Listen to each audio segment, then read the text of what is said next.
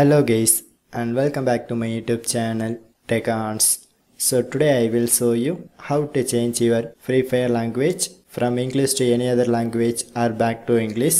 And here I show the steps by using my Samsung Galaxy M30s Android mobile. At same time this trick also works on iOS platforms because this Free Fire game settings are common for all devices. So anyway, let's go to our tutorial. So first of all open your Free Fire. So and then complete your login or sign up processes. So once your account is ready, now in this homepage section, in top of right side it shows some icons. So here you can press that gear icon.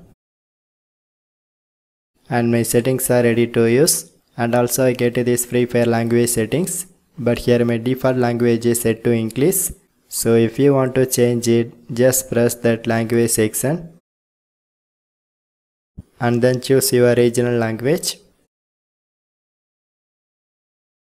So once you select it and then they ask for the confirmation, so you can select confirm, but they mention one condition, this will be applied after you restart the game. So you can click to confirm.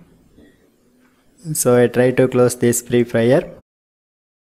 So after the few seconds, one more time I try to access that same Free Fire.